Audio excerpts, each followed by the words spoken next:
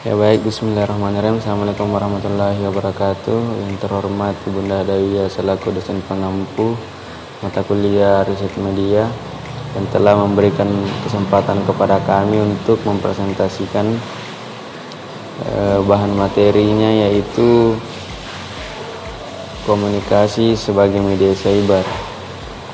Nah, langsung saja saya serahkan kepada rekan kelompok saya, yaitu Adinda Turandari dan Nurfadila Rusli.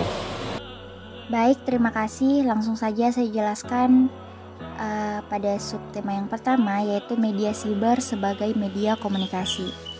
Hal yang menjadi pertanyaan yaitu, mengapa internet itu ditempatkan penulis sebagai media komunikasi yang penting? Ini tidak terlepas dari karakteristik internet itu sendiri ya. Yang berbeda dibandingkan media komunikasi tradisional seperti surat menyurat, surat kabar, radio, dan televisi. Dan yang menjadi karakteristik itu ada 3. Yang pertama, jejaring atau network. Jejaring ini tidak hanya diartikan sebagai infrastruktur yang menghubungkan antar komputer dan perangkat keras lainnya, namun juga menghubungkan antar individu. Hubungan atau jejaring itu tidak hanya bertipe koneksi dengan 2 individu, tetapi juga bisa melibatkan jumlah individu yang bahkan tidak dibatasi. Pada dasarnya, karakteristik jejaring ini memiliki beragam tipe jaringan yang dibuatnya, yakni local area network dan a wide area network. Joos van Loon pada tahun 2006 menyatakan bahwa kata jejaring tidak lagi mewakili terminologi dalam teknologi informasi semata, tetapi juga telah melebar pada terminologi di bidang antropologi, sosiologi, budaya, dan ilmu sosial lainnya yang terkadang terminologinya semakin berkembang karena adanya proses mobilitas dari masyarakat, komoditas, kapital, tanda-tanda, hingga informasi yang berkembang di dunia global. Kemudian karakter yang kedua yaitu interaksi. Interaksi atau interactivity merupakan konsep yang sering digunakan untuk membedakan antara media baru, digital, dan media tradisional yang menggunakan analog. Kemudian karakter yang ketiga yaitu perangkat atau interface. Teknologi media baru, baik perangkat keras seperti komputer maupun perangkat lunak seperti jaringan internet, pada dasarnya beroperasi dengan saling terhubung, sebagaimana dijelaskan dalam karakteristik jaring sebelumnya, bahwa setiap komputer sebagai misal merupakan satu entitas tersendiri yang membentuk jaringan di antara komputer yang lain. Namun pada dasarnya, baik komputer maupun internet merupakan media lalu lintas informasi yang mewakili manusia sebagai konsumen cum produsen. Adapun Stephen Johnson pada tahun 1997 juga menjelaskan bahwa kata interface merupakan perangkat lunak yang menghubungkan interaksi antara pengguna user dan komputer. Next, subtema yang kedua yaitu komunikasi termediasi komputer.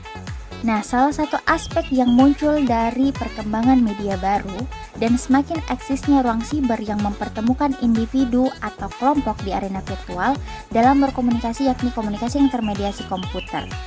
Komputer, telepon genggam, atau perangkat yang terkoneksi lainnya pada dasarnya tidak sekedar menjadi media yang memperantarai proses distribusi dan sirkulasi pesan, tetapi sebagai medium layaknya aspek serta lingkungan dalam komunikasi tatap muka. Hanya saja komunikasi yang terjadi di media siber lebih banyak tergantung pada teks, baik teks dalam pengertian sesungguhnya maupun simbol, icon, dan penanda lain yang mewakili maksud dari pesan. Computer Mediated Communication atau CMC. CMC adalah proses komunikasi manusia melalui penggunaan 2 atau lebih komputer yang melibatkan manusia dalam konteks tertentu. CMC mempelajari bagaimana perilaku manusia dapat dibentuk melalui pertukaran informasi melalui media komputer serta internet. Nah, dengan adanya internet, komunikasi dapat terjadi secara bebas dan manusia bisa berkomunikasi secara interpersonal atau bahkan secara umum. CMC dijelaskan sebagai komunikasi termediasi komputer. Ini juga dijelaskan pada bulan Desember pada tahun 1997 bahwa CMC merupakan proses komunikasi manusia melalui komputer yang melibatkan halayak tersituasi dalam konteks tertentu di mana proses itu memanfaatkan media untuk tujuan tertentu. Nah, dalam CMC, teknologi lebih spesifik dan acara teknis teknologi itu didesain, dibuat, digunakan agar memungkinkan terjadinya pertukaran data lain dan informasi. Kemudian slide selanjutnya, Merle Smith pada tahun 1995 menguraikan beberapa aspek dalam komunikasi di dunia siber. Yang pertama, dijelaskan bahwa komunikasi atau interaksi di dunia siber tidak mensyaratkan keberadaan dan kesamaan antara pengguna spasial media siber selagi fungsi interaksi melalui media siber itu masih ada. Nah, hal ini bermakna bahwa interaksi tidak mesti terjadi dalam waktu yang sama. Sender dan receiver tidak mesti berada dalam lokasi yang sama, sebagaimana yang terjadi dalam komunikasi dua arah, baik tatap muka maupun melalui media seperti telepon. Namun, bukan berarti konten atau lingkungan interaksi itu terbatas oleh waktu. Konten dan lingkungan itu selalu hidup dan ada kapanpun. Kemudian yang kedua, menjelaskan bahwa di media siber, interaksi bisa dikondisikan sesuai dengan misalnya jadwal yang diinginkan oleh pengguna saat terkoneksi ke dalam jaringan. Komunikasi bisa terjadi dalam kondisi ruang dan waktu yang sama, dan bisa juga berbeda. Nah, contoh sederhananya untuk menggambarkan kondisi ini yaitu status Facebook. Status yang ada di dinding di media sosial ini seringkali dikomentari oleh pengguna lain maupun pemilik akun itu yang juga terlibat dalam mengomentari. Inilah interaksi di media siber yang tidak memerlukan kesamaan waktu dan bisa melibatkan pengguna yang berada di lokasi manapun. Kemudian yang ketiga, bahwa interaksi yang terjadi dalam dunia siber pada kenyataannya terjadi melalui medium teks. Teks dalam bentuknya yang beragam dan juga melibatkan simbol, icons, menjadi medium yang digunakan oleh pengguna dalam berkomunikasi. Berbeda dengan komunikasi tatap muka, di mana tanda-tanda seperti ekspresi wajah atau intonasi suara menjadi penentu dalam penyampaian dan penerimaan pesan. Nah, di dunia siber, ekspresi dan intonasi diwakili oleh teks, the text expression. Keempat, atau yang terakhir, bahwa interaksi yang terjadi tidak mensyaratkan adanya kesamaan seperti status atau tingkat pengetahuan, estigmatik.